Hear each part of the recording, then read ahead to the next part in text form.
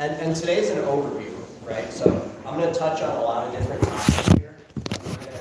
We're going to look at the whole system, but then in future classes, maybe we want to drill down into specific areas. Like maybe you want to know how to build soil and maintain it specifically.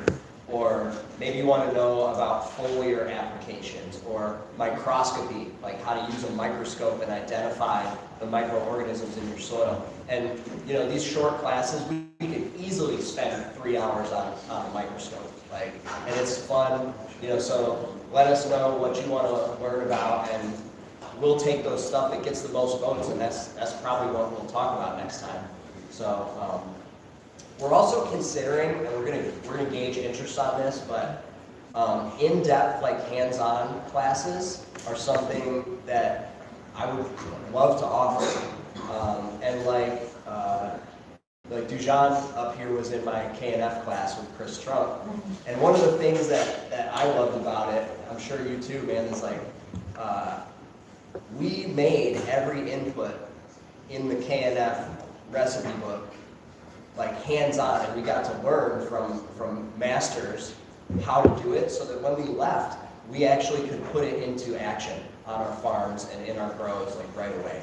So we're going to consider maybe doing more in-depth hands-on classes like that. And if we can't do them here, that's an opportunity for you guys to visit us upstate, especially when we're doing classes on the farm that the consultant's at. It's just really nice to be able to see things on a farm scale and kind of see how things go that way. Yeah. And it's beautiful up there. So you gotta come up and see the Finger Lakes. Yeah, if you guys haven't been up, come check it out, and we're almost certainly gonna be running more in-depth classes up there. So whether we do it here or not, we're gonna do it on farm up there. And if you wanna spend a few days to, you know, maybe 5 days or more with us, we might run like a week-long class or something. And then I mentioned individual consulting. So if anybody wants to engage with us directly about how we can help you dial in your grow, just come talk to us about that.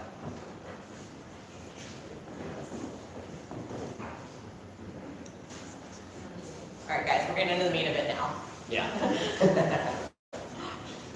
So let's define these things first. Like, what's KNF? What's no-till? What is living soil? And I'm feeling like I want some interaction. So give me an idea. Somebody tell me what is living soil? Yeah. It has like micro organisms and like that. Like it has like seedling growing around, insects moving around, stuff like that, right? Yeah. So it has life in it. Yes. Yeah. It has the name living soil, right? It's got life in it, and it's alive. Elaine Ingham, she does a distinction between soil and dirt. She says, if your soil doesn't have life in it, it's not soil. It's called dirt, which I think is a good way to think of it, you know? So no-till. Anybody, what does it mean to you when you hear no-till? I guess undisturbed, you don't mess with the dirt, Yeah. the soil. Yes. You don't touch the soil. Yeah, because, you know, if we don't disturb it, the life that's in there actually gets a chance to grow and develop. And certain things like fungal communities, did you guys know that there's fungus that takes like months and months, if not sometimes years, to set up its networks in the soil? And if we're coming through with a plow outdoors on a farm, or you know, we're constantly remixing our soil if we're growing indoors cannabis, you know, it's not that you can't have soil that's alive. If you're disturbing it, you're just putting a limitation on what can develop in there. Because each time you break it up and disturb it, it's kind of like resetting and messing with that life. So that's what we call no-till or low-till. And then Korean natural farming. Who's familiar with KNF? It started on a little hippie island near Korea. There's what island? a little hippie island, as I was described. There's like a little island near Korea where it kind of all started. Oh, really? Yeah, Dope. my Korean friend told me that. Yeah. and it came from there, and it's, I consider it, or kind of the most advanced gardening technique in the world, probably. Yeah. Yeah, I would, Did everybody hear that? yeah. Well, what she said was that it came from an island near Korea, and that she considers it to be one of the most advanced farming techniques that exists today, which is interesting because it's been around for thousands of years. Like, these methodologies are nothing new, and the reason why they work without having to use products and fertilizers and things you buy in a bottle is because they've been around for long since before those products existed. You know, when people had to figure out, like, how do we fertilize our crops? How do we get them the nutrition they need and do it in a way that's sustainable? And, you know, they couldn't be dependent on a supply chain to get them nutrients, for example. So that's a good definition there. What do you say? What do you think? Farming with ferments. Yes, definitely. A lot of Korean natural farming involves fermentation. So I got a whole slide on fermentation in here. We're going to talk about different forms of that and how that works, but that's a big part of it as well. Okay. So what I'll say Korean natural farming is, or just natural farming in general, because they're kind of calling it just natural farming now, is a way to make every input that you need yourself without having to rely on anything else, right? So it's not only going to free you up as a grower and as a farmer to be independent and self-sustaining, but like we said before, because you're making all of this shit yourself, you don't have to buy it, you know, and lower costs equals higher profit margins. So Korean natural farming is important for that reason. And the other thing that I'm going to say about KNF that nobody mentioned yet is that it is the most powerful inoculation system that I know of, because the backbone of the whole program is something called indigenous microorganisms, and it's a process by which we collect wild microbes from nature, and then we introduce them to our gardens, our soils, and our systems. And the quality of that inoculant is far beyond anything that you could ever purchase that humans have figured out to make in a lab or anything like that. So we'll talk more about that as we go.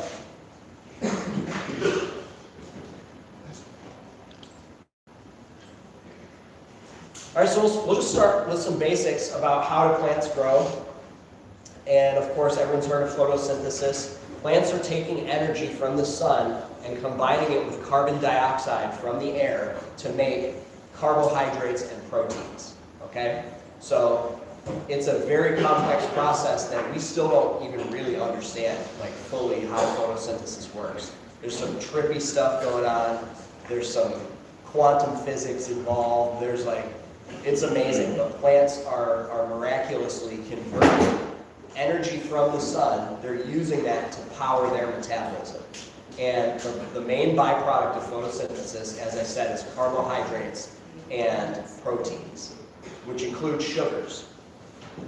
Now the plants produce these sugars, but just like a human being, like a plant can't live on sugar alone. You know, you can't just like drink sodas and you're gonna fucking die if you do that. So the plant needs other nutrition. So what does it do? And this is most plants, okay, is up to almost 50% of the carbohydrates and proteins that the plant produces during photosynthesis actually get pumped out the roots of the plant. They exude them, and it's known as a plant exudate or a root exudate. And what the purpose of this is those exudates feed, they wake up and they summon and they feed microbiology in what is called the rhizosphere, which is a fancy word for the root zone. It's like the little couple of millimeters around your roots where nutrition is available for uptake by the plant, okay? So because it's like pumping out all these sugars, Also, microorganisms need sugars as well. Any life needs carbon, okay? And that's what they're being fed is carbon. We're all carbon-based life forms. So these microorganisms are getting their carbon from these root exudates.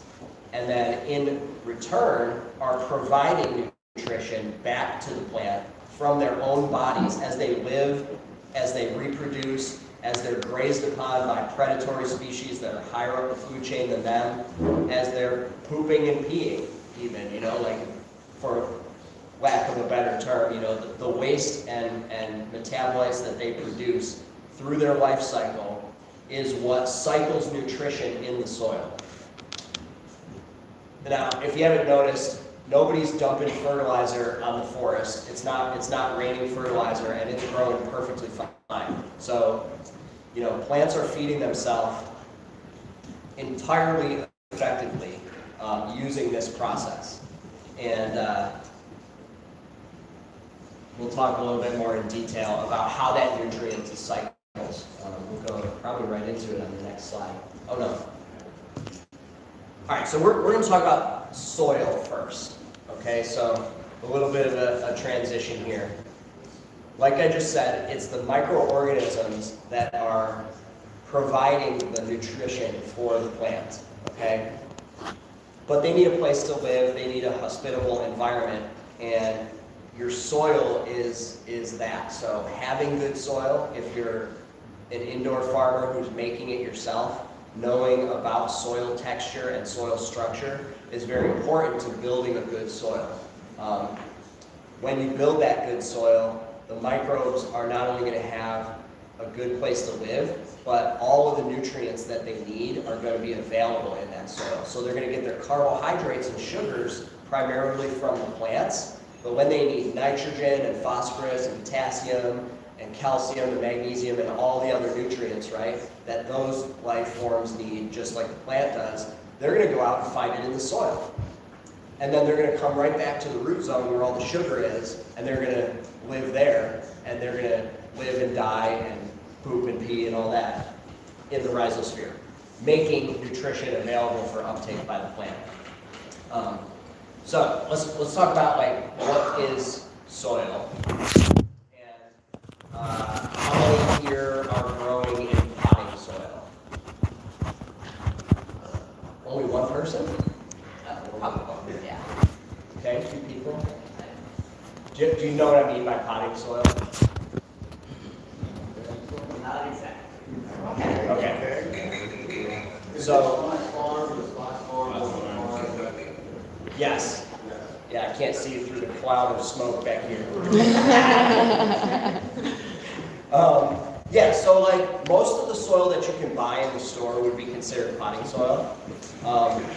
I would make the distinction as to say that potting soil is usually also synonymous with soilless. So if you've heard the term soilless medium, that would be something like peat moss or coconut coir, things like that, because those substances are inert. They don't have very much, if any, nutritional value.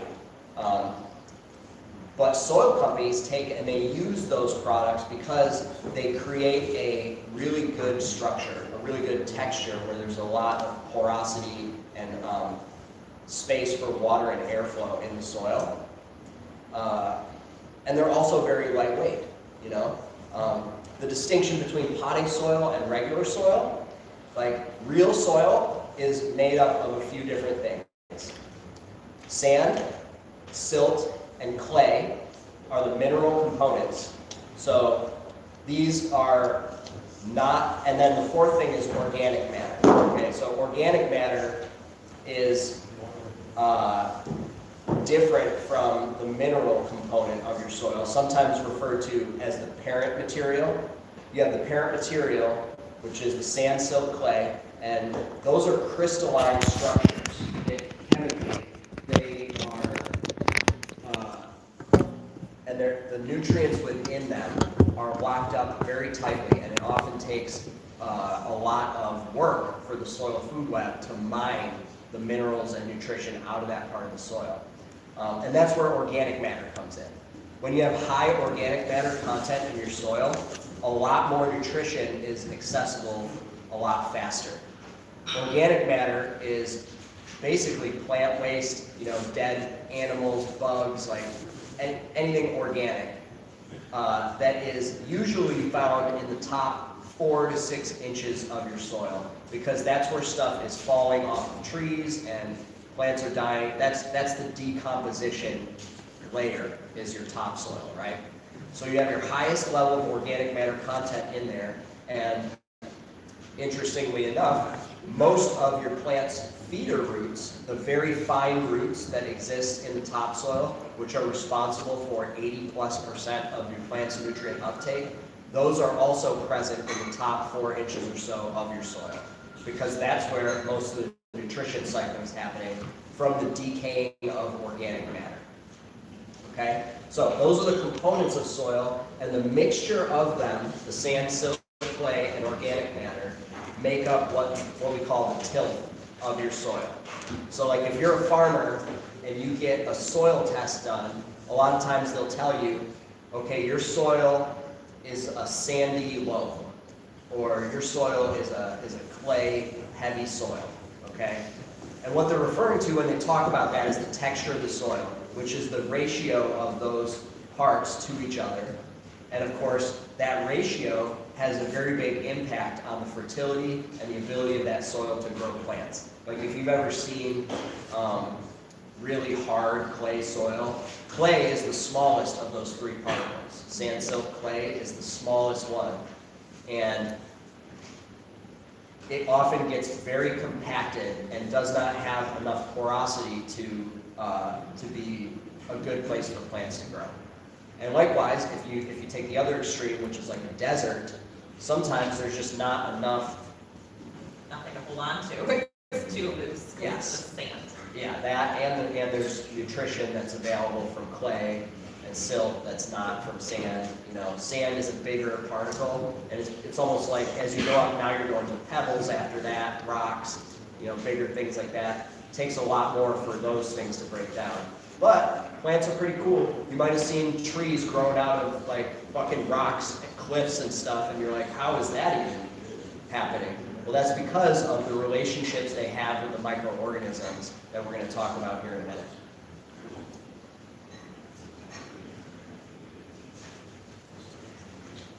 All right, so the structure is different than the texture.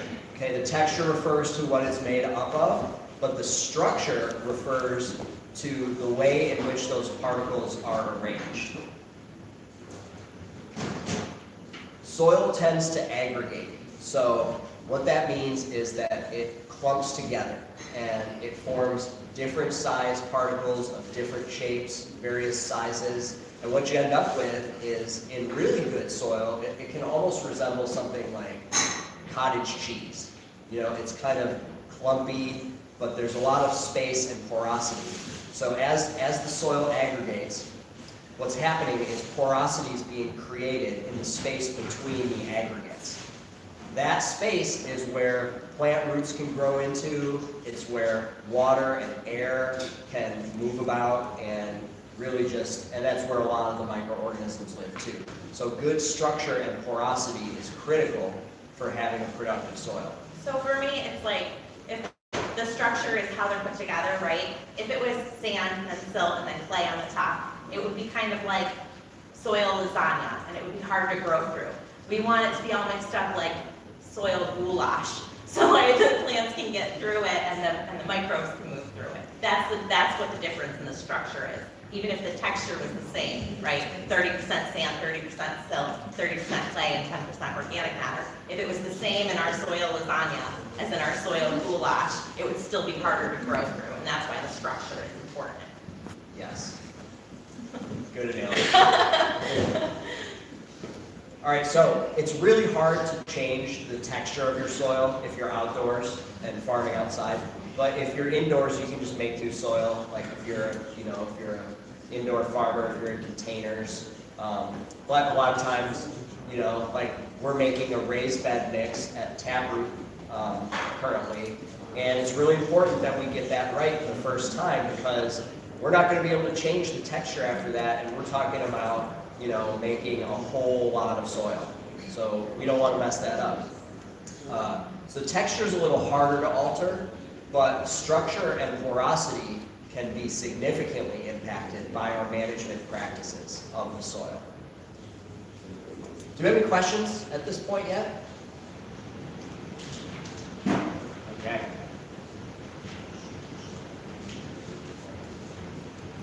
So let's talk about what affects the soil structure. What are the management actions we can take to either regenerate or degenerate our soil? Okay. We hear the word sustainability a lot, and I love sustainability. It's awesome to think about being able to sustain and keep where we're at. But I'm more interested in regeneration, or, you know, leaving a piece of land better than I found it, and improving my soil in my indoor grow. I want that to get better every single round, you know? And if I'm managing it well, that's what's gonna happen. So let's talk about how you do that. Some of the degenerative things that we do to our soils are tillage, as we mentioned before. When you till the soil, you disturb the microbial networks and communities that live there. And a lot of times you do things like you create hard pans in the soil. So, you know, tillage, it's not that tillage is an evil thing you should never do. A lot of people get like really adamant about no-till and it's the only way. Sometimes you need to till the soil to have a certain impact on the structure when you're starting out. But if you know what you're doing, you can till one time, or you can just adjust what you need to adjust with machinery, and then from there, you can start to build and regenerate for years and years. Another thing that really messes up soil is leaving it uncovered. So, as we mentioned, the plant roots are the main source of carbon for microbiology in the soil. And without plant roots in the soil, there's no exudates being pumped down in there. There's no carbon being sequestered from the atmosphere and put back into the ground where we took it from. And, you know, a lot of other things about bare soil are really detrimental. Like, for example, when the sun is beating down on a bare soil, there isn't, like, that's heating up. There's no shade. There's no protection from the sun. And so you get soil temperatures that kill off the biology that way. And you end up with a really just hard, crusty top layer that is kind of not very good for growing anything in. Monocropping, and well, let's stay in order here. Pesticides and herbicides, a lot of them have really harsh effects on the soil. Roundup is one that everybody knows about. It's just prolific in this country. It's illegal in many other countries around the world, but the United States, you know, for many reasons that we don't need to go into, allows it to be used. And that particular herbicide, yeah, it kills off everything that you're not trying to grow. However, it's one of the strongest chelation agents, and I'll talk about what chelation is in a while, but basically what it does is it binds up all the nutrition in the soil, or at least a lot of it. So Roundup is really rough on soil, and also just regular chemical fertilizers. You know, we hear a lot about like what's going on in the Netherlands right now with the farmer protests, that the Dutch are just like freaking out because the government said you can't use nitrogen fertilizers anymore. You have to cut your use of it by like 30% immediately. And farmers don't know how to do that. They don't know how to grow without these fertilizers. But what's happening when you're using a fertilizer is a very, very small percentage of it is making it to the root zone and being uptaken by the plant. And the rest of it is going out to God knows where. It's washing out into our water, it's going throughout the soils, and it's just disturbing the balance of what nature had there. And we've seen, there's plenty of scientific proof that the negative effects of that are numerous. So the use of fertilizers and pesticides is just, and herbicides is very detrimental to our soil health and structure. And then if you're a farmer outdoors, like driving a tractor over too much wheel traffic and too much machinery also has a negative impact. Stop driving tractors through your grow tents, guys. Yeah. No tractors in the grow tent. And what's really interesting about that whole list that you have there is Yeah. it's like a loop, right? Because when folks aren't paying attention to any of their degenerative practices, they tend to do all of them to try and correct one of them. Right. So like it's like, oh well, because I sprayed this thing, I have to now till and I have to now do this in order to try and fix it, and you're just degrading more and more and more. But Totally becomes a cycle. a lot of folks tend to stay in that degenerative cycle because it's inescapable. It's money. Yeah, Yeah. yeah, it's short-term money at least. Yeah. Did everybody hear what she just said? I think that's a very important point. That a lot of us fall into cycles. So I'm assuming most people are indoor growers here of cannabis. So I'll take it back to this more specifically, is you start feeding your plants a nutrient formula, right? And let's say you're using Athena nutrients. And those nutrients contain specific amounts of each different thing, okay? And that is like the box of nutrition that your plants get to take from. And it is far more limited than what is available to a plant in a natural setting. So because of the limited nutrition that it's able to get, certain parts of its DNA aren't being activated, certain expressions of the plant's immune systems and stuff start to have weakness, and then all of a sudden you have spider mites. And now it's like, oh, what are we gonna do about these spider mites? Let me go get this freaking, this, I don't know, floramite, or like some horrible, think of the, there's a lot of nasty chemicals, and I won't say I've never messed with those, because when I first started growing weed, sprayed Eagle 20 with no mask on. Oh my God. Well, you ain't an OG if you ain't sprayed Eagle 20 with no mask. But, so you got a problem, you got a pest infestation, you have powdery mildew. The next thing is, oh, how am I going to fix this problem? Instead of going to the source, like with, medicine, like we were talking about earlier in human health, instead of like fixing your diet and starting to exercise, we're like, oh, let me take antidepressants, or let me, take high blood pressure medication, whatever. And nothing against those things, they have their place, right? But what we're talking about here is getting to the source of the issue. And as Michaela stated over here, it can become a downward spiral, where one problem leads to another, leads to another, leads to another, and you're treating each thing reactionary as a symptom instead of at the cause of it, and you just end up with a whole lot of fucked up stuff going on. This is why we're here. Yeah, okay, well, we're glad you're here. Yeah. Tired of being on this reaction. Yeah. Yes. Well, and you're teaching your soil too. The more times we put nutrients into it, the plant doesn't have to look for it anymore, right? And so it's not teaching the soil and teaching the microbes to go look for it. And it just becomes this dead dirt, right? And that's what we don't want. Yeah, exactly. We're going to get into more of the nutritional aspects of this too. We're going to dive into how do we get to the root cause of these things. What is the foundations of plant health, and how do we work with nature, because nature has this shit figured out, and it's our attempts to do it our way because we want higher yields or something like that. That kind of interferes with the natural process, and then you start to get those problems which layer on top of each other, and before you know it, you're just in reaction mode, and that's not any fun. It doesn't produce the best quality, and it costs a shit ton of money. So we're here to try the regenerative method instead.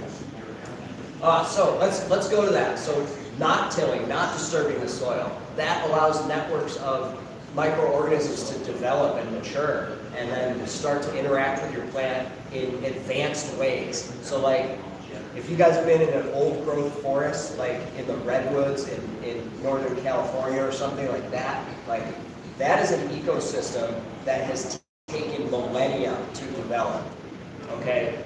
And there's a reason why those trees are 300 feet tall. And that's because what they are getting from nature and their relationship with nature allows them to thrive in that way, okay? And so not disturbing the system, whether it's no-till or not interfering with chemicals and pesticides and fertilizers, that's step number one, is stop hurting it, okay? Also, I didn't touch on monocropping and versus polyculture, but if anybody here's ever tried growing in living soil, one of the things that we do that makes a big difference is try growing other plants in the same container, sharing the same root zone, because that's how nature works, okay? Remember how I said plants are producing through exudates? Well, each different type of plant produces different sets of exudates. And the reason for that is that the plant is actually the one that's in charge of the microbes in the soil. When the plant wants certain nutrients, it will produce certain exudates that call forth the microorganisms which will bring that nutrient to it. And it's just amazing. It's fascinating how it works. They've done experiments on this, and they've shown that certain signaling from the plant to the microbes can be milliseconds. Like, your plant needs calcium up here in this leaf. Oh, let me release some of the right exudates, and now we've got more action from the calcium-fixing microorganisms in the soil. So it's really, really cool how that relationship works. As far as like polycropping, we can do cover crops. That's what I was referring to here, or companion crops. So those are ones that aren't just covering between cycles or things like that, but they might grow very well with your plants. For pest and disease control, there are natural ways to do it that don't have to kill every goddamn thing there is in the soil. Like, I don't know if you noticed, but like some of these harsh chemicals, if you spray your plant with them, it's not just the powdery mildew that it's killing. You're killing everything on the leaf surface. And there is a very complex ecosystem of life happening on your leaf surface that, just like under the soil in the root zone, what's happening on the leaf surface is also a complex thing that we don't understand. So when you come in there and nuke the hell out of it, now you've got just a blank slate, really. And that is where pathogenic species tend to come in, and they're opportunistic. So they'll take, like, you never hear of people getting a staph infection unless they're in a hospital. And that's because it's a sterilized environment. They which is necessary sometimes, of course, but that's just one good example. And like weeds, for example, if you're a farmer, weeds grow when they have the opportunity, and they are pioneer species. Like most weeds, the whole function of them in nature is to establish themselves in harsh environments where other plants can't grow, so that they can start the process of living, dying, decaying, living, dying, decaying, which builds your soil. And their roots are in the soil, producing exudates and holding moisture in the topsoil. And that's how you get succession in nature, where ecosystems develop. The redwood forests were not always the redwood forests. Maybe they were a glacier at one time. Maybe the Earth is gajillions of years old, so like, our ecosystems are always evolving and building, and those species that we consider to be weeds and those pests that we consider to be a nuisance, they actually serve a purpose in nature, and it's to call out weak stuff, like pests like spider mites or aphids, rustic mites, whatever you get on your cannabis. The weaker your plant is, have you ever noticed, the weaker your plant is, the more likely it is to get affected with pests, okay?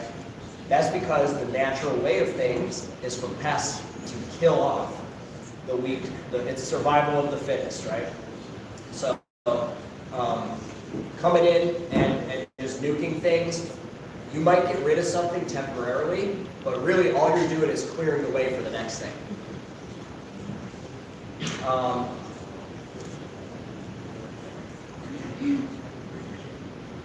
We'll talk more about composting and organic amendments, okay? Because if we're going to try not to use synthetic fertilizer, where's the nutrition coming from?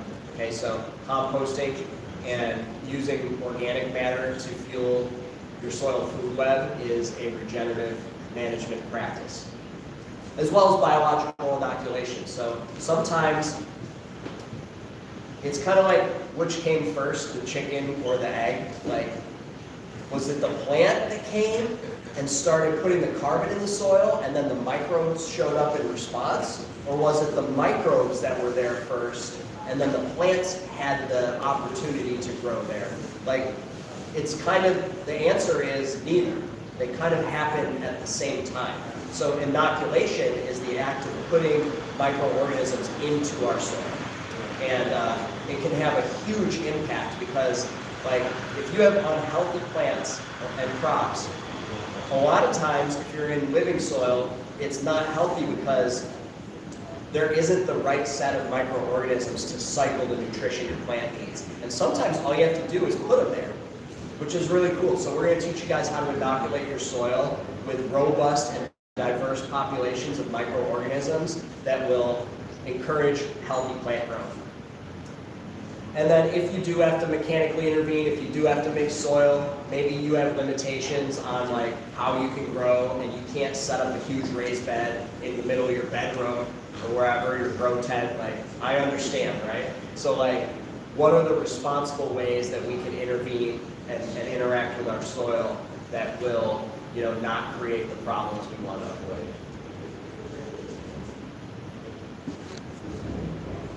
So let's talk about nutrition. Nutrients are absorbed in a couple of different ways, and we're going to talk about chemistry first, because the conventional understanding of how plants get their nutrients is that it's in solution in the soil. It's a solubilized solution, and if you've ever fed nutrients to your plants, you know, you go and you mix up a tank in a reservoir, and then you pH it to make sure it's the right, you know, pH to be uptaken by the plants. And that's because of the chemistry that's happening. It has a lot to do with positive and negative charges. Like the slide says, it's ions in solution. So who knows what an ion is? Anybody pay attention in chemistry? You do. What is it? So like chemicals are either missing or have too many electrons there. So it causes positive or negative charging. Yes, exactly. Yeah, so an ion is just a molecule with a charge. It's either a negative charge or a positive charge. An example of something that's not ionic. Well, not too. We look red up here. A water molecule, okay? The chemical formula of water is H2O. And what that means is that there's 2 hydrogen atoms and 1 oxygen atom. An oxygen atom has 2 negative charges, and each hydrogen has 1 positive charge. So the 2 hydrogen is +2 and the 1 oxygen is -2. They cancel each other out. So H2O is not an ion.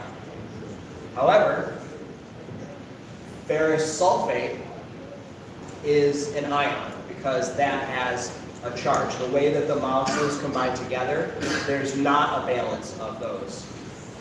So that's an ion. And a lot of people don't know this, but in order for nutrition to be chemically uptaken, that's specific, to be uptaken chemically, it has to be in ionic form because it requires that, remember how positives and negatives attract and they'll swap and things like that, right? It's that exchange of energy and that chemical reaction that is necessary for nutrition to be uptaken this way. So when we talk about nutrients, when we talk about fertilizer, these products are always made in a way that they are, the structure of the molecule has the proper charge and shape to be uptaken by the plant, okay? Now, I know, Something to say? Kevin, no, chemistry is hard sometimes. Like, I get a little like blinded by this too, not just from the sun, but like, we promise it's gonna make sense. I just see some of you like, it's gonna make sense. yeah, and I'm not gonna get too complicated into the chemistry, but basically, you've got stuff going into solution all the time. And it goes into solution sometimes through chemical processes such as diffusion, which is like there's a high concentration of, say, phosphorus over here, and there's a lower concentration of it over here. And it's slowly migrating from the spot of high concentration to lower. So it'll spread out in solution, right? A lot of stuff is becoming available that way in the soil. However, in advanced ecosystems, such as old growth forests, rainforests, stuff like that, up to, and in most cases, 100% of the plant's nutrition is acquired biologically. And that's a pretty crazy thought, right? It's like, how is it all 100% biological? Well, for one, the biology is part of what is solubilizing the nutrition. As they are mining it from the soil, taking it out of the mineral particles, and as they're decomposing organic matter, those microorganisms are, in a wet environment, and they are releasing nutrients into solution themselves. So there's a distinction between the chemical and biological delivery of nutrition that I think is really important to start with. And we're going to go into some more detail about how that works.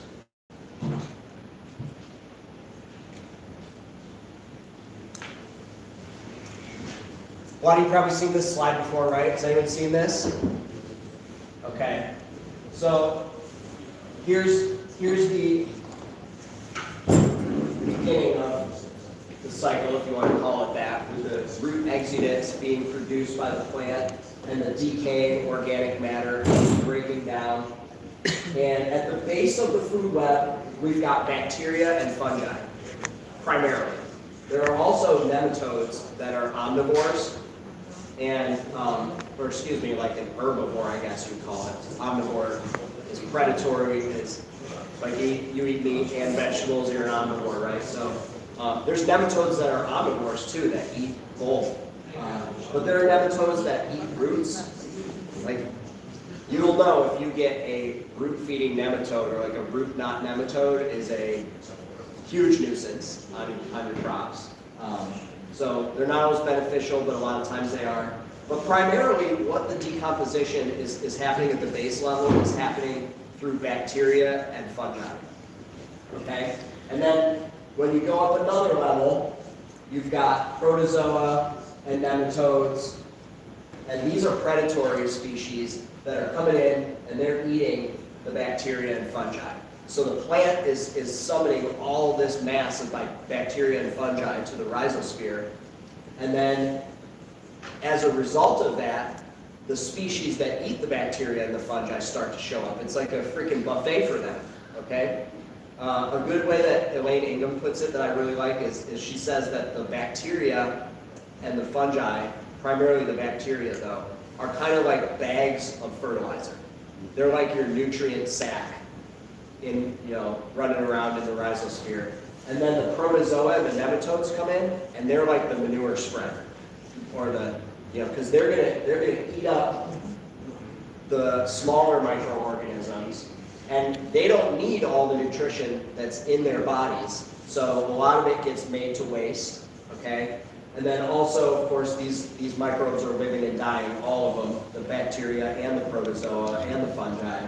They all have their own life cycles. But then, you keep going up the food chain, and you've got, like, predatory nematodes. You can't really read this very well, but microarthropods, and then you're up to bugs, worms, fish, birds, and mammals, and this is the circle of life. It's the soil food web, okay? And it's called a web also, by the way, because it's not just a chain. Each one of these organisms doesn't only eat one thing. Like this thing eats this thing and this thing and this thing, and it's all interconnected and intertwined. So that's how it got the name soil food web.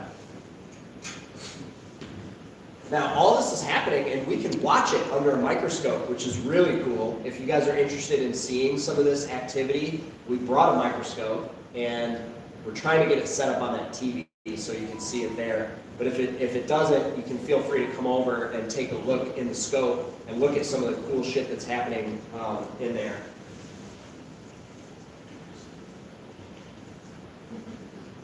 Okay. Before we get into nutrient cycling, we're about halfway through right now. I just want to make sure everybody's doing okay. If you need to stretch your arms for a second or stand up in your spot, it's totally okay. We're about halfway through. Any questions, too? Oh, question in that. About this cover cropping, just for background, city background though, what kind of crops would you use? That totally depends on a lot of different things. It depends what you're growing, and also. Cannabis and tomatoes and vegetables. Okay. I just cleaned the garden now. I would probably have to monocrop because I have limited space. Or not monocrop, but like what is the best way for me to take care of my soil? It's covered with mulch now, but should I also cover crop? Yeah, absolutely. And what would be a cover crop? So I would have to, to really dial it in, you'd want to test your soil and find out what's there, and so you know what kind of impact you want to have on it. But legumes are great because they will bring nitrogen to your soil, which is obviously very necessary. There are crops I like to use a good mix of a lot of different things, right? Like when we cover crop, we're going for a few different things. One would be adding nutrition and diversity to the soil. So I don't just use one cover crop either, right? Like you might want to plant some peas, like some winter peas, and then maybe some oats. Oats are really good because they have what's called a reducing effect on your soil's oxidation state, and I'm going to talk about that a little later. So there's certain grains like that that are really good. And is it too late to plant it now with the freezing temperatures? Can I answer that? Depends. I think there's some stuff that would still germinate now. But yeah, there's, you can make a good mix, and honestly, depending how much seed you need, you might want to call a company that specializes in cover crops, and they sell cover crop seed. Just tell them what you're looking to do, and they'll be able to recommend a good mix for you. Can I answer that too, Aaron? What's Can that? I also chime in about cover cropping in the city? Oh yeah, again, we're a community. Let's all help each other. Yeah, so one thing that I'm noticing, I'm an urban agricultural specialist for Cornell in the city. This is my regional ag team. In the city, right now, it is a little bit too late to plant cover crops. You should have done it 3 weeks ago. But I would recommend clover, and then like you were saying, a mix. If you're gonna get a mix, I would stay away from a mix with the hairy vetch. And you'll see that they're a little bit hard to deal with. But the oats that you were saying and peas is a really good mix. And you can do a couple of things with them. You can turn them back in the spring, or you can just cut it because all of the root systems will be food. And if you just leave the root system in there, that'll help with microbacterial activity there. So you could just cut it and drop it, or cut the tops off and compost them.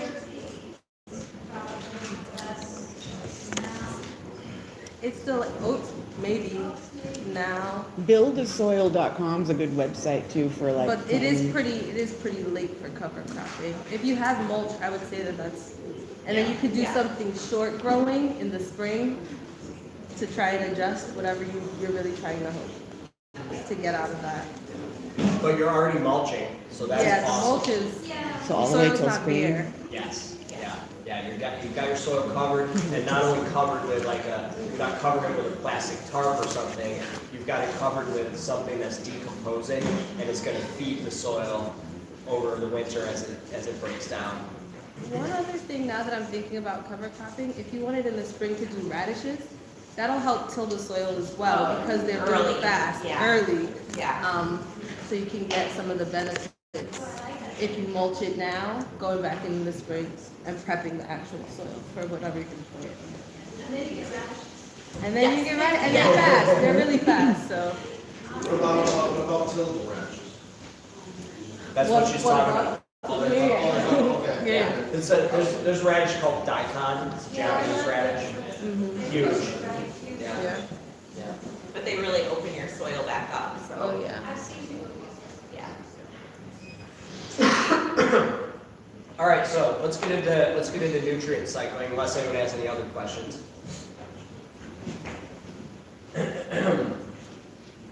So what is nutrient cycling? It's the process by which beneficial microorganisms harvest nutrients from soil organic matter and the parent material, like the sand, silt, and clay, and make it available for plants. So we've loosely been working around this definition already. I explained how photosynthesis works and the interaction of the sugars, carbohydrates, and proteins that they produce and feed to the microorganisms. I think I got ahead of myself and covered most of this already. Yep. Yeah, they're an advanced intro class. Yeah.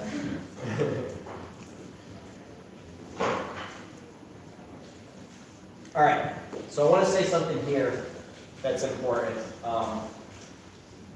The game that we're playing is how much nutrition can I cycle and how fast can I do it and from how many different sources and in how many different ways, okay? So when it comes to nutrient cycling, if you are going to make the choice not to feed fertilizers to your plants, but you still need to grow crops that yield well, you know, all of us want to get good yields, then we have to figure out how to cycle just as much nutrition for that plant for it to be available to that plant. And especially if you're in business, you're going to be competing with, you know, mega farms that are using a whole lot of fertilizer. And how are you going to stay in business if you're yielding 25% of what they are in the same amount of space? Like, that's going to be tough, right? You gotta look at that. So keep in mind as we go forward here that everything we're going to talk about is designed to cycle the maximum amount and diversity of nutrition possible, which is going to get the best results for us.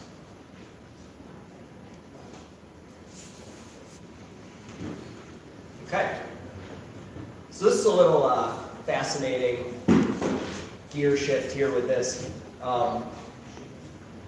This is a recent scientific pursuit that people are, there's some professors looking at, particularly a guy at Rutgers named James White.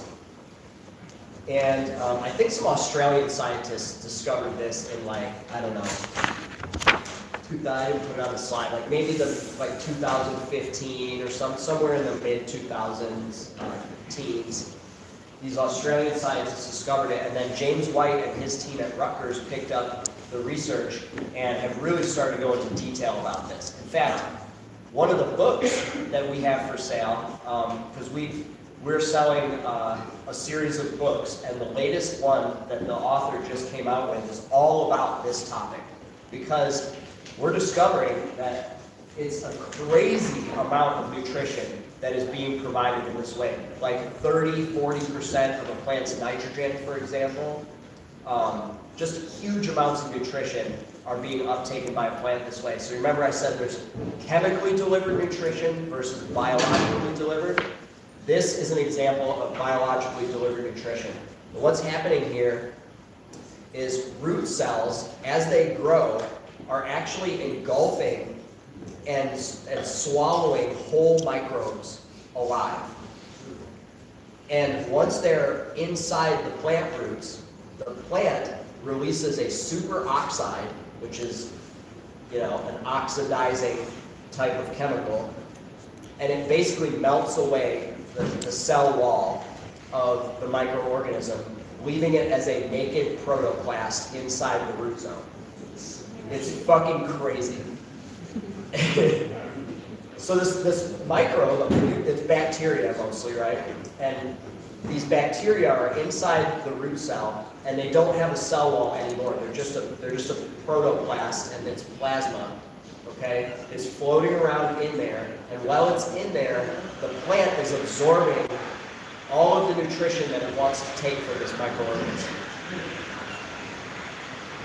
Many of them, I think a lot of them, survive this process, and then they are ejected back out into the soil through elongating root hairs. And they're discovering that root growth actually has a lot to do with this process. It's that this rhizophagy process, which rhizophagy literally means root eating as the root of this word.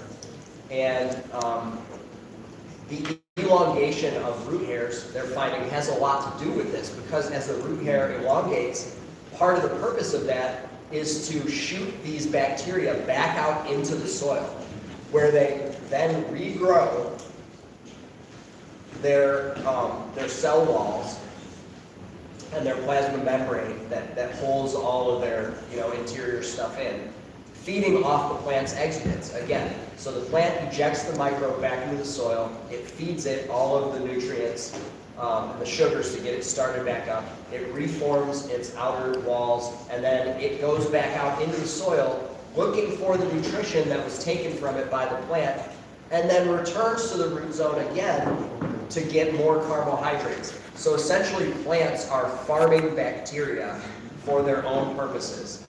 And it's so cool. And like I said, this makes up a huge portion, and we don't even know the extent of it yet, because this research is happening now. But this makes up a huge portion of nutrient uptake. And it's just an example of like why you don't want to kill microorganisms. And okay, when it comes to quality too, think about this, you guys.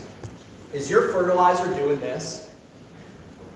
And everything that's inside that bacteria that's getting literally eaten by the plant root, there are all sorts of compounds, complex proteins, amino acids, lipids and fats, and like all sorts of stuff that you don't get in a bottle of fertilizer that you buy.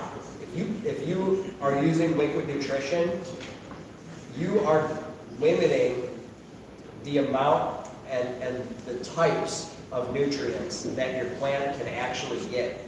And that's why we believe, and I'm going to state it as my opinion, even though I'm very adamant about it, but we believe that cannabis that's grown this way is far superior to cannabis that's grown with nutrients in terms of depth of flavor, efficacy of the high and medicinal effect.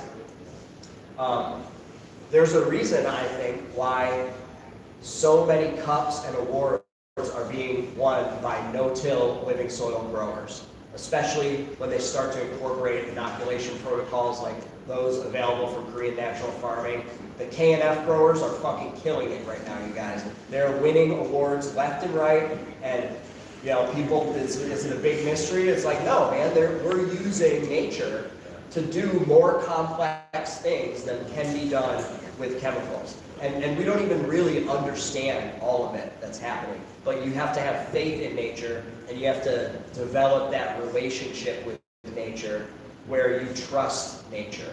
That the things that it's going to do are going to produce results for you that you're definitely going to like. And that's where this depth and complexity of flavor comes from in really, really good cannabis, where it's just, you take the same strain grown with Athena or Fox Farm or whatever, right? And you put it right next to one that was grown in a live ecosystem. And there's just something different. There's that depth, and there's that flavor, there's the high that just feels better, feels medicinal, and I believe it is. So again, that's my opinion. I don't have anything against people who choose to grow with nutrients. This is what we're about. So, you know, we hope to convert some of y'all today if you're interested in learning to do it this way. It's like fast food versus home cooking, right? Like, it's Or just- I it's just relate it to different. getting all your nutrition from meal replacement shakes. Yeah. Versus, you know, a Eating diverse food. group of food that, you know, you eat a little bit of everything, you get all the nutrients you need. Yeah. What happens if you eat nothing but McDonald's all the time? You get disease. Yeah. Same with plants. You also get huge, right? So at first, that seems like a good result. Diabetes. Well, right? You're gonna get big. Yep. Yeah. She'll be unhealthy. Yeah. Big. Yep. And at first that seems good, right? Like all of a sudden you have all this energy, right? And all of a sudden your plant is growing big. It's like, oh, awesome. But what are we paying for that? Mm-hmm. Yeah. I say it's almost like the difference between hooking a plant up to an IV of fast food Yeah. versus allowing it to go to an organic buffet. And select whatever it wants, whenever it wants. Because the other thing about using specific fertilizers is that you're not giving your plant a choice. Like, it's like, here's your meal, and that's what you get, no matter what. And the things that aren't in there, no option for that. So, anyway, that's the rhizophagy cycle. Wanted to touch on that. And one other thing I want to talk about is mycorrhizal fungi. And I realize I don't have a slide in here for this, but mycorrhizal fungi is huge. Mycorrhizae are specific types of fungus, which are distinct from saprophytic fungi. Saprophytic fungi are decomposers. They help to break down things, just like, you know, bacteria and stuff do in the soil food web. But mycorrhizal fungi are different because what they do is they actually form a relationship with your plant's roots where they grow into and around the root zone.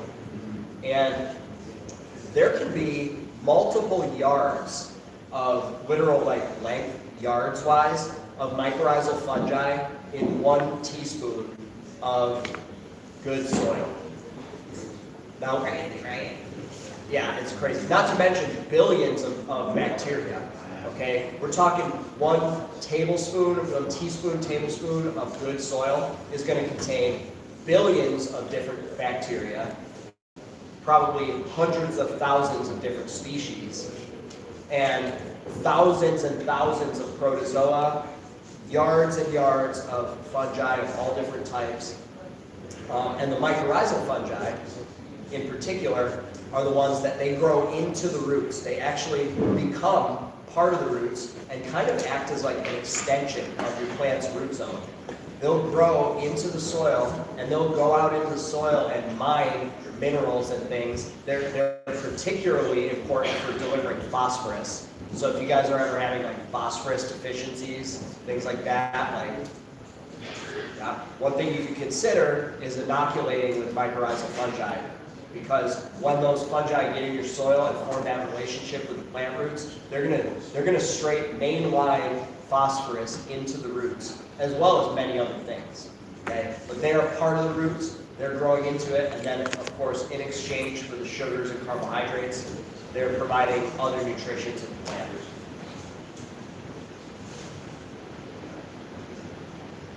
Okay.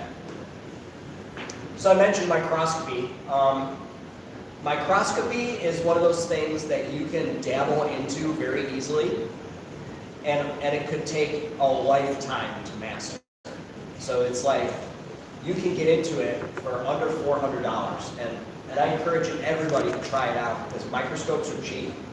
And once you learn how to identify just the basic groups of microorganisms, that basic knowledge will transform your relationship to your garden. Just knowing, just being able to look and go, do I actually have a lot of beneficial fungi in my soil? I don't know, like, let me slide out some soil and take a look for myself and see. Being able to do that is really a game changer. So microscopy is a very useful tool. And if you really want to start pushing it and get advanced with it, there's plenty of online resources where you can, like, there's groups on Facebook, and like, YouTube channels that are just all about identifying soil microbes. And you can learn a lot from those. Just if you're like a self-teaching individual, you can really get into that. There's also classes you can take. Like I took Elaine Ingham's microscopy course, and I got to learn hands-on with her how to use the microscope and what to look for.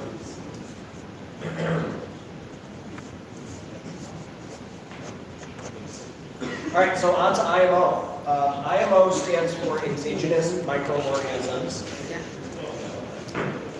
and it's a KNF technique for collecting microbes from the wild.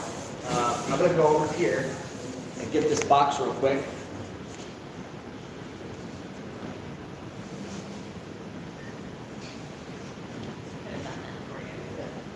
I brought this down here to show you guys what we use. So this is a cedar box that I made, and as you can see, it's got a bunch of slats in the bottom. It's got holes in the side.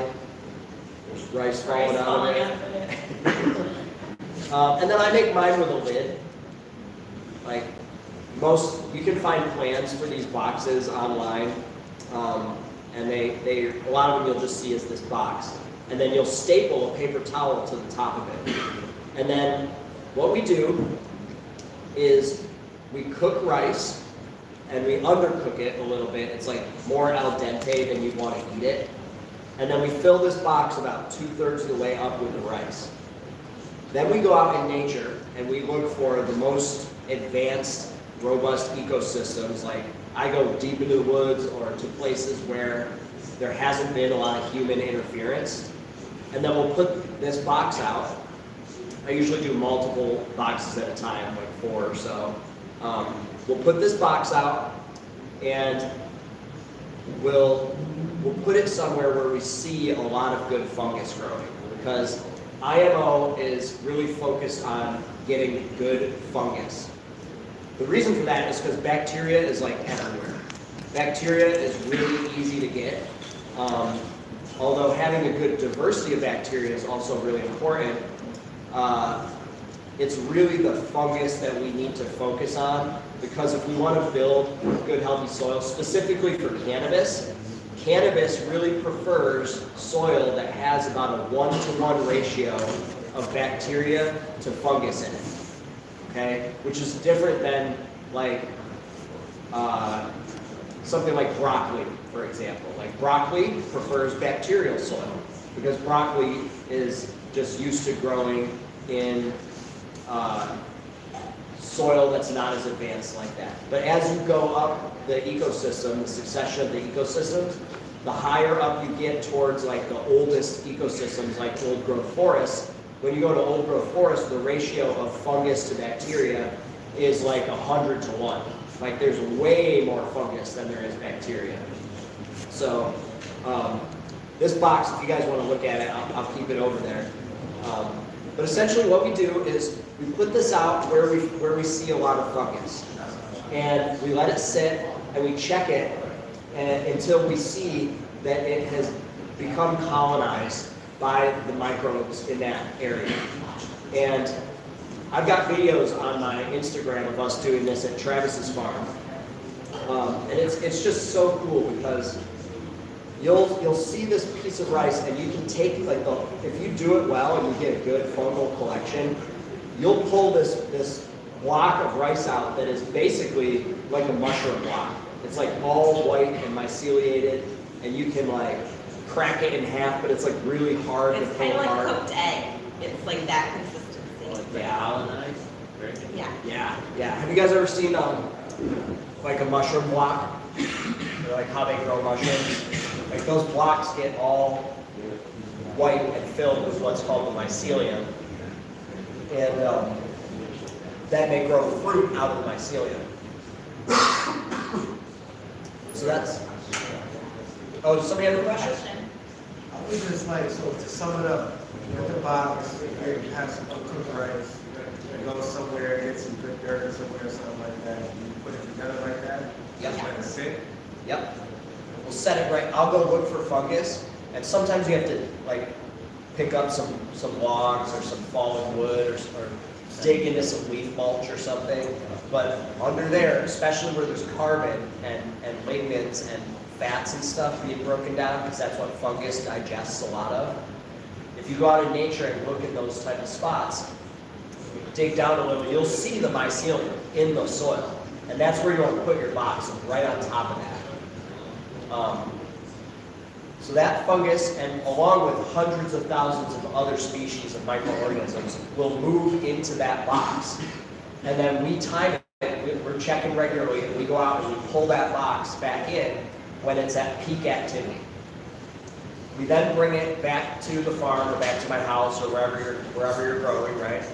And combine it with an equal weight of brown sugar in order to put it into stasis. Because we've got it at peak time right now, right? When you combine it with brown sugar, the osmotic pressure that's exerted by the sugar, which is basically a fancy way of saying it sucks up all the water. The sugar sucks up all the water, and in doing so, it takes it away from the microbes and forces them to go into hibernation, into stasis. So bacteria will form cysts around their bodies and go into hibernation. Interestingly enough, those cysts can survive for millions of years. They can survive in outer space. It's really cool. And the fungus will sporulate, meaning they make new spores, which are essentially seeds for new fungus. So when you put the brown sugar in combination, what we're doing is we're making our collection of wild microbes shelf stable. And then we put it on the shelf, and we can pull it out and use it as an inoculant anytime we want. And this is like 1,000,000 times better than any inoculant product you can buy in the store. I'm telling you guys, it's like, but you have to understand how to know what a good collection is, right? And not collect a bunch of pathogenic shit.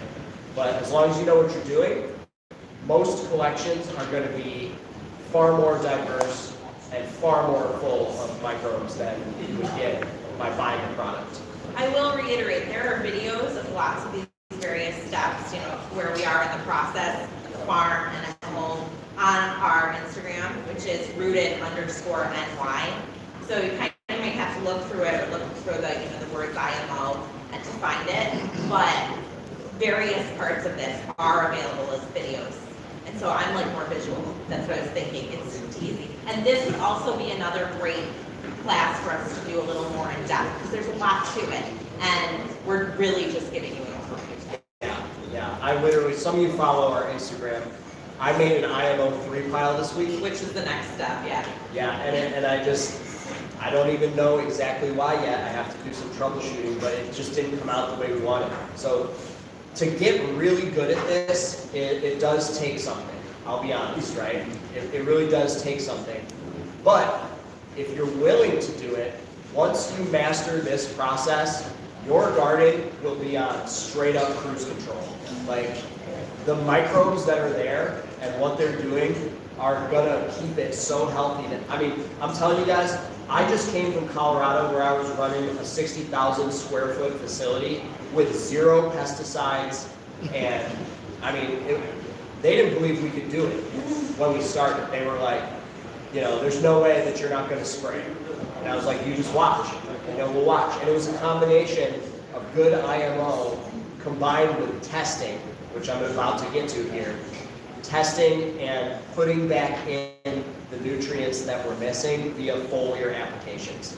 And we were literally we saw some spider mite pressure. And if any of you guys have grown commercially or even small scale, you see spider mites on one plant in your garden, instant reaction of most growers is, let's nuke it, freak out because you can't let it spread, it's gonna go everywhere. Well, when we see pest pressure like this, at first the owners of this farm were very hesitant. They were like, we need to spray pesticides. And I was like, no, you committed not to doing that. We're gonna take care of this without the use of pesticides. So we were able to successfully multiple times fight back infestations of spider mites and aphids. You guys would be very surprised how easy it is to get rid of spider mites and aphids if you know what the cause of them is and can identify and address that, okay? Which is better than treating the symptom, right? Did you have to deal with any russet mites? Not in that grow. I've dealt with russet mites many times, but the back grow, we didn't have to deal with them. Russet mites, you know, any insect that sucks the sap out of your plant is actually a very low form of pest. They're not very hard to get rid of. A lot of people are terrified of russet mites, but they are so easy to deal with, you guys, I'm telling you. Yeah, but you might not know they're there Yes. until it's too late. That's the problem. I mean, it's the microscope. I get that microscope. And well, that's a function of also being diligent with your scouting and knowing your plants and being in touch with them, right? Like when you see a problem like that developing, if you understand how it works, like for example, give you a little secret here. Spider mites love ammonium and nitrate, which are the simplest forms of nitrogen. Okay, that's what they eat, and that's their food. Because they have a simple digestive system, that's what they're able to digest. However, if your plant's healthy enough, it will convert all of the ammonium and nitrate in its plant sap to higher forms of nitrogen, such as amino acids, and it will do that every day, such that there isn't any nitrate or ammonium left in your plant sap. And you can test your plant sap to find out how much nitrates and ammonium are in the plant sap. And then you can take different actions to see what affects the conversion of those forms of nitrogen into higher forms, which is exactly what we did that got rid of the pests very, very easily. As we looked at our sap test and we saw, oh, we don't have enough boron and manganese in our plant sap. Well, we've got a chelated form of boron and manganese that we can spray on the leaf, so we don't have to, put it into the soil. And the plant will uptake that quickly, right? Now, this is not ideal even, like feeding chelated nutrition of any kind. I like to discourage it because you're skipping a step, like you're bypass. So a lot of people use organic nutrients, right? And it'll be like, oh, here's your calcium nutrient. But in order for that calcium to be plant available, it has to be chelated, which means it's combined essentially with other molecules to make it into have the charge, the ionic charge that it needs, and the right structure to be bioavailable, right? But anytime you do that, it's like, okay, cool, that's an organic nutrient. It's not made of like chemical salts and things like that, but you're still feeding something that's already converted and bioavailable instead of Teaching your soil that it needs it. yes. Yeah. Because normally the plant would have to produce exudates, which it exchanges for that nutrition with the microbiome. But when you're feeding nutrients that are chelated, whether they're organic or not, you're skipping that step. And literally your plant will get lazy. Yeah, it's the whole teach a man to fish, right? We want to have that relationship between our plant and the soil so that they're telling each other what they need and we don't need to feed in something. And, Yeah, exactly. So anyway, just to conclude this IMO slide, as I get on tangents.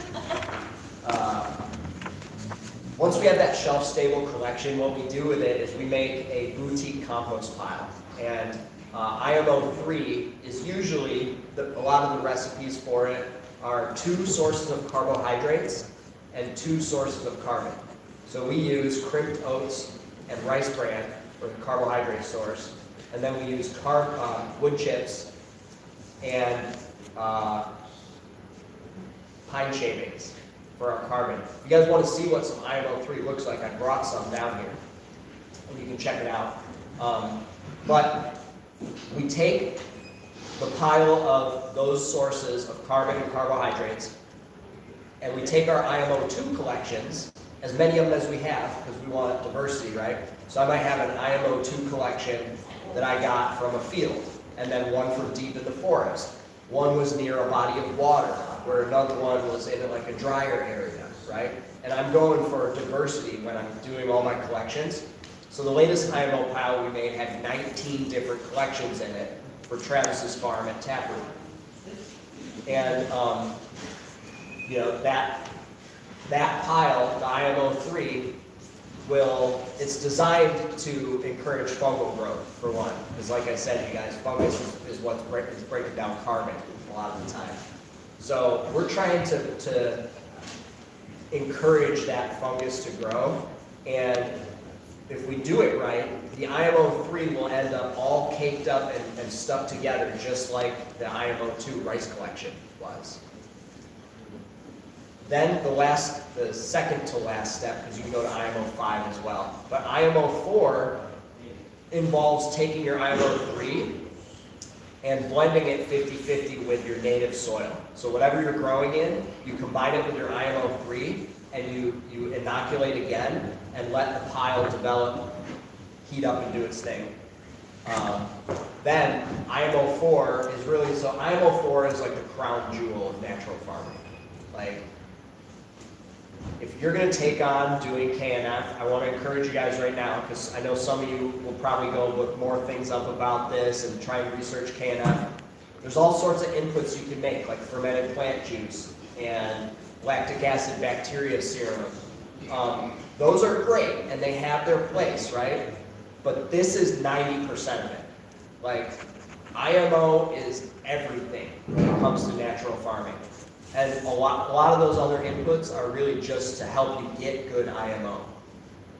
So if you do anything with KNF, I would really just encourage you, try your hand at getting wild microbial collections and taking them to advanced IMO4, which is adapted to your soil. Because then you've got an inoculum that is like so powerful. It's your own soil laden with microbes. And you can make compost tea out of that and spray it on everything, and it's amazing.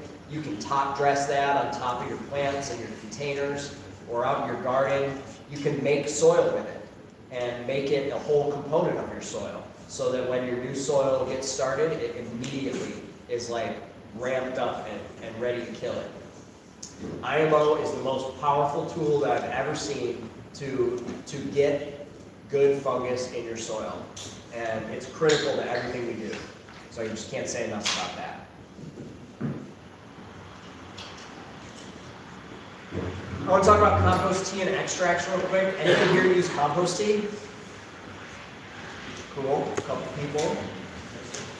Compost tea is awesome. What you're doing when you make compost tea is most people are taking good compost, which is full of microorganisms, and they're brewing it, which means you put it in a reservoir with an air stone or a bunch of air stones, and you let that aerate and kind of agitate around. What's happening is the microbes in the compost are being dislodged from the material and going into solution. And a lot of times when you're making tea, you include a sugar source so that they have some carbohydrates to eat, right? If you have a microscope, compost tea is especially awesome because you can monitor what you're making. Compost tea can be very dangerous as well if you don't know what you're doing, if you have bad compost to start with, or if you don't have a microscope to check what it is you're actually brewing. Because something pathogenic or anaerobic and not really favorable could gain a foothold in the brew and then start to multiply, and then you're going to go and drench your plants with a whole bunch of really nasty stuff that's not good for them. So what I recommend, if you don't have a microscope and you don't really know what you're doing with compost tea, is to make an extract instead. And an extract is very simply that you take your compost, okay, or your IMO if you have that, and instead of brewing it for 24 to 36 hours, which is typically what it takes for good compost tea, instead of brewing it, you're just going to agitate it and get all of those microorganisms to dislodge and be in solution, but you're not feeding them and multiplying them out. Now this is like a really powerful inoculant in itself. There's actually a lot of studies that are going on right now showing extracts as being more beneficial and more effective than compost teas. And I think a lot of that's because most people aren't making very good compost tea. It's difficult to do. You know, just like IMO, making a good compost tea is not easy. And a lot of people think they can just throw compost in a brew and do it up. But really what you're usually doing is just putting a whole bunch of sugar and bacteria in your soil, which doesn't necessarily hurt things. Sometimes it can even help. But what you intend to do is not actually what you're doing. And, you know, so that therefore extracts are a really good option when you have that capability. LIMO stands for liquid IMO, and all that is compost tea made with IMO. So if IMO is the supreme inoculant, then LIMO is the supreme compost tea. So that's the top of the top. Yeah. Yeah. If you're doing it well, you know, I can't say that enough. Like, it's very easy to make shitty IMO, and it's even easier to brew shitty compost tea. Like Aaron said, I mean, we'll be real, our IMO 3 pile didn't quite do what we were expecting it to do, right? Because we're still learning too. You know, he's made these several times, it's like every time, the environment's slightly different, our mix is slightly different, our IMO collections are slightly different, and so sometimes things don't work out, even on a level where we've been doing this for a while. So practicing and getting better at it and giving yourself grace, right? So if your first IMO just doesn't turn out the way you expect, don't give up. Because this is a really powerful inoculant, and it's worth taking the time to learn it and do it. Even if the first one is a fuck up, it's okay. It's okay. It really Give is. yourself the grace. Yeah. Because when you get it right, it's like, whoo, that's the shit that's winning cups. That's what I'm telling you, is that's the shit that's winning awards right now. So I'm going to breeze through this one quickly. This is a super complicated concept. If anybody wants to learn more about redox and oxidation, Put it on your card. We'll learn more about it. yeah, and I'm not going to be the one to teach you either, because I just only understand the basics. But basically, oxidation is the loss of electrons during a reaction by a molecule, and it doesn't necessarily involve oxygen. It's just called oxidation because oxygen is what we discovered to be one of the main things that oxidizes. When things come in contact with oxygen, they tend to lose electrons. Okay. Reduction is the opposite of that. It's when you add electrons. And so oxidation and reduction is happening all the time in the soil. That's because moisture content's changing in your soil. You know, microbial populations are moving around doing different things. There's all sorts of complex reasons why this is changing. But your pH is supposedly even less important than this. And by the way, if you're growing in living soil, pH is not something you have to think about anymore for the most part, which is good news for a lot of growers, because you know how you're pHing your solution every time you have to, it's a bunch of extra work, and you know you have to buy the products to do that. You don't have to worry about pH when you're growing in good living soil, because all that life buffers the different, whatever your soil's pH is and whatever the solution is that you put in that pH, once it gets in contact with the life in your soil, they're doing their own thing and they're in control of the pH of the rhizosphere. So you don't have to pH anymore, which is awesome.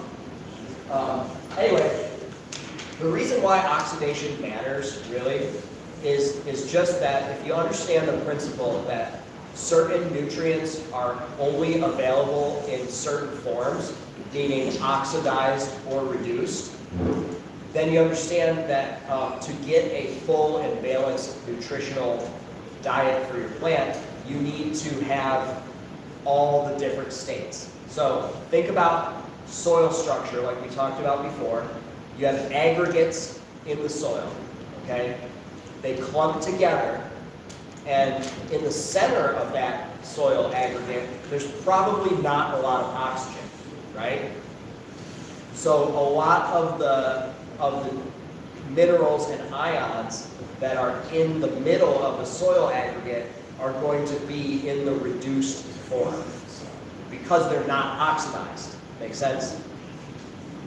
However, there's stuff that's close to air pockets and the porosity in your soil, and it's being oxidized, and that stuff is in the oxidized form. So I'm going to give you a really good example here.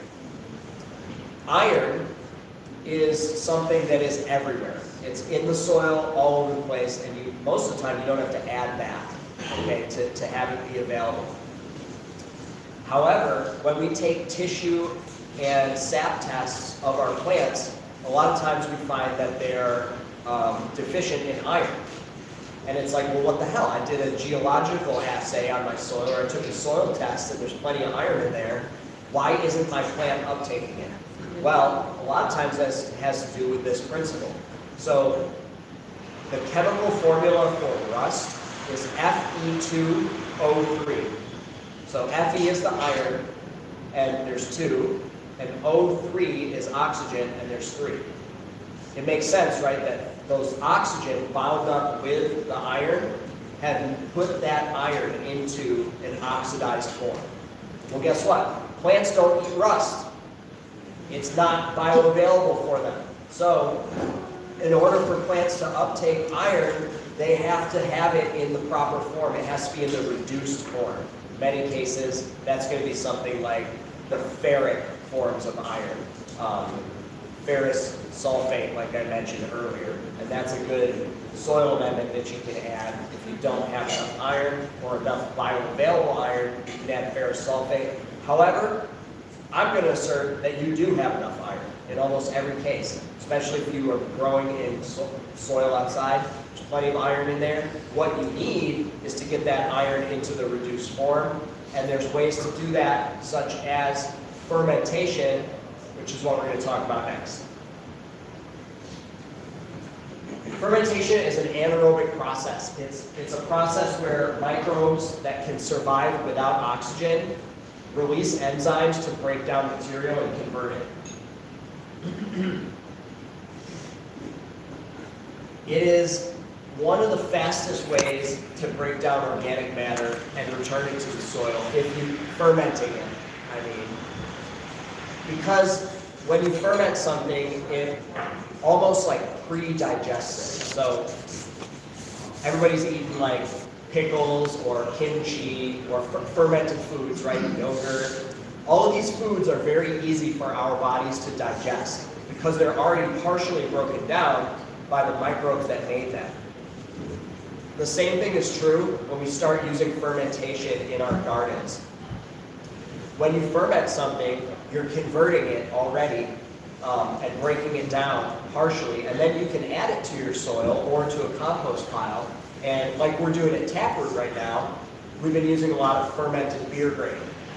And we've also been actively fermenting our plant waste. So Taproot will harvest a bunch of material, and all of the plant stalks, all the leaf, all the stuff that's not the buds that are getting used, we take and a lot of times we will ferment that first. We'll pack 55-gallon drums full of plant material, and then we'll fill the drum up with water and inoculate with the specific microorganisms that do the fermentation. Those organisms, you got questions, John? Mostly bacillus. Yeah. So Dujan asked what organisms we're using, and I'll get to yours in a sec too. There's a Korean natural farming input called LAB, and it stands for lactic acid bacterias. And we can make that using nothing but milk and rice wash water. And it's basically like making cheese, and the milk will separate into curds and whey, and the liquid whey that we extract from it is just full of lactic acid bacteria. Those bacteria are facultative anaerobes, meaning they don't need oxygen to survive and do cellular respiration. They will take and they will ferment anything that you put into contact with. In fact, a lot of pickles are called lacto-fermented pickles And that's the same process that we're talking about here. So we capture wild lactic acid bacteria, and then we put that LAB solution that we made into our drums with our plant material in it. We also sourced food waste from the local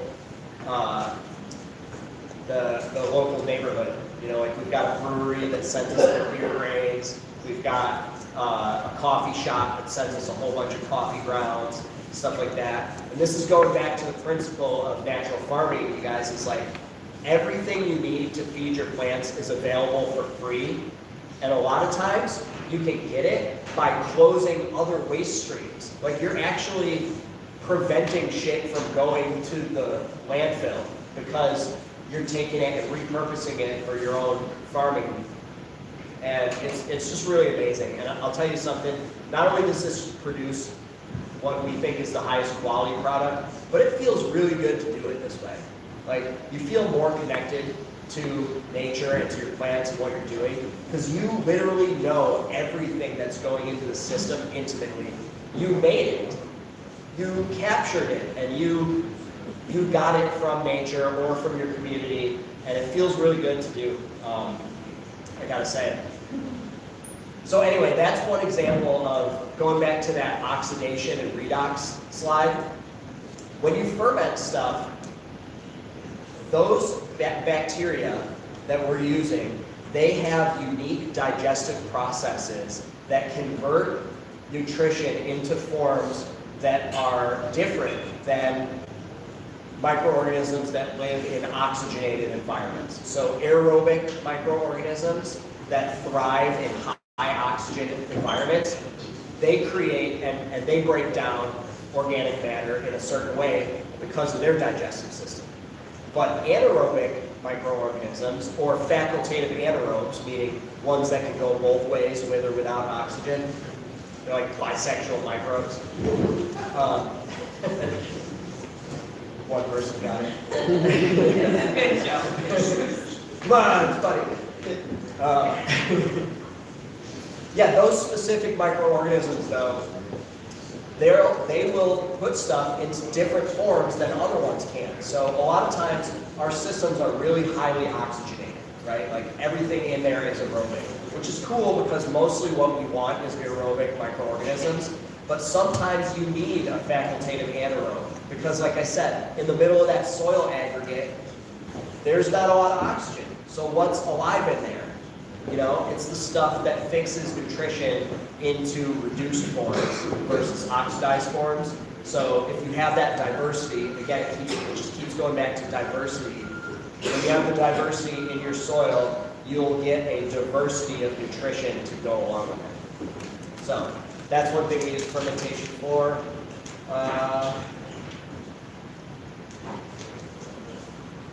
Anything to add on that?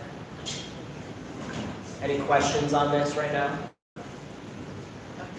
Oh, and you had a question before too. I was just saying that, like, you were saying bacillus, that's the same as the lactobacillus coincidence. Okay, awesome. What's your question? How many of those do you put into the gallon so that you kind of big bottle with happen? You're asking what the dosage rate of the LAB is? Yeah, and that 50 gallon drug. Yeah, okay. Depends how much we have, for one, and how much we're making. LAB is a very easy input to make. It only takes like 3 to 5 days in a lot of cases, so we can make it quickly. We won't use more than we have to, but if we've got a lot and we know we're going to make more, we'll just dump it in. Because part of catalyzing a lactobacillus ferment like this, a microbial ferment, is versus the osmotic pressure ferment, because that's different. Remember with the brown sugar, this is a different type of fermentation. Part of kicking that process off is you gotta have a low pH, because these microbes they like it around like 3.8. So a lot of times we'll add a whole lot of LAB to the drum just to lower the pH, but then also we usually have to spike the pH down in addition to that to get the process started. But you know it's working when you start to see it bubbling, because that's the microbes releasing carbon dioxide as a metabolite byproduct, and you know that they're digesting stuff and they're living and working in there, if you see that. Oh, and the last thing on that slide I just want to mention, almost anything can be fermented. So like, if you're trying to mulch things or you're trying to return stuff to your compost pile, almost any type of organic matter can be fermented. And compost piles, I would say, typically will finish 2 to 4 times faster when you put fermented material into them, because that process has already started. And also, when you inoculate it with that material, you're also putting in the microorganisms that did that fermentation. So you've got like a accelerated process.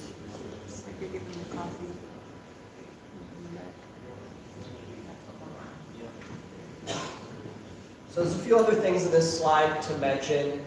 I talked already a lot about IMO. Oh, so KNF is not a nutrition program. I want to make sure that that's clear. A lot of people will learn how to make fermented plant juice or LAV or some of these inputs, and water soluble calcium. There's a recipe where you make calcium out of eggshells by combining it with vinegar, and it'll pull all the calcium out. So now you've got a calcium nutrient that you can feed. Again, I don't encourage feeding nutrients in general. But the nice thing about KNF is the dosage rates of these things are homeopathic. And this is why KNF is not a nutrient program. What we're trying to do here, in most cases, if you follow a KNF protocol, it's going to be, this input gets drenched at this point in the flower cycle or this point in veg.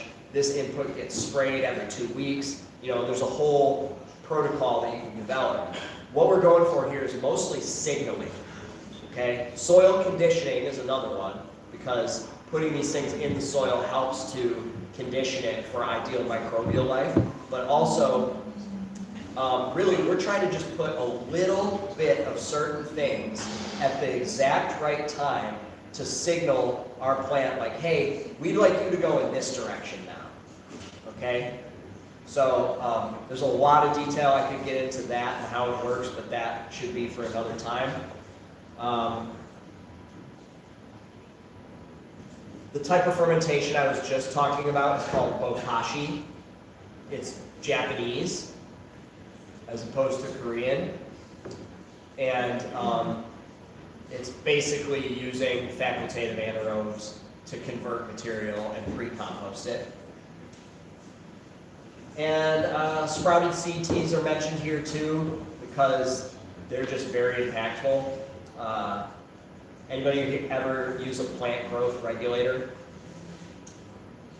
Mostly they're nasty chemicals, and like growers should not use PGRs if they can help it, because it's makes your weed taste like oof. No judgment, though. Yeah. You might get more yields, but typically, if you haven't noticed, there's usually a trade-off between yield and quality. So like, the more your plant's beasting out and yielding, typically, the less complex and amazing that turf profile is going to be. So how do we walk that line though? And the healthier the plant is, the more it's able to yield while also producing a very high level of quality. So, doing all this sort of stuff is designed for that. Sprouted seed teas are, just to go back to that, are full of hormones and enzymes. And a seed is, if you think about it, it's like a supercharged little atomic bomb that's got enough energy and nutrients in it for that thing to germinate and then make it to the surface and be able to start photosynthesizing.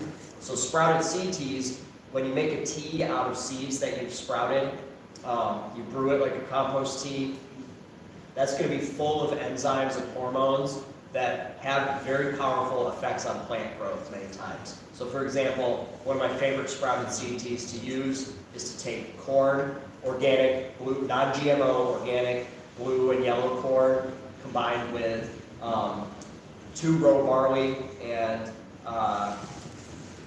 other grains that contain enzymes like amylase, and you brew those up, and I love to feed those right before we flip to flour because they're full of cytokinins, and cytokinins encourage root growth and early bud set and more bud set. So like you'll have more buds on your plants. So we were able to take in many different instances plants that are really stretchy, like if you ever grow OGs or hazes and shit that just go to the ceiling, they're really crazy. So a good way to keep them under control is to use a little bit of signaling, like we're talking about here. When I put some cytokinins and some amylase and some other enzyme cofactors that cause certain reactions into my soil, the plant knows, okay, I should grow more roots now, and I should stack buds, and I should have a tight internode spacing. And you can reduce stretch on plants, sometimes 50 to 100% on really stretchy versions of different genetics, and drastically increase your yields as well. Because, a lot of times what we're looking for is those big old dogs. Just stack them up, right? Lastly, I'll just touch on foliar nutrition. If you haven't gotten into spraying your plants regularly, check it out. Like foliars are one of the most powerful things you can introduce into your gardening routine, and you can use them for all sorts of different purposes. So, in particular, a way that I found to be very effective is for micronutrients, because a lot of micronutrients, trace minerals that aren't available readily from the soil, you don't need them in huge quantities, and the plant can absorb them through the leaf surface. So if you put them on the leaf surface, and you've got good biology on your leaf surface too, just like in the soil, that stuff's going to get converted and uptaken into your plant very effectively, and it can really increase plant health, yields, and quality across the board. So, foliar is on your checklist. If you guys, we could do like a whole session on different foliar sprays and applications, how that works and when to do them, how to make them, all of that.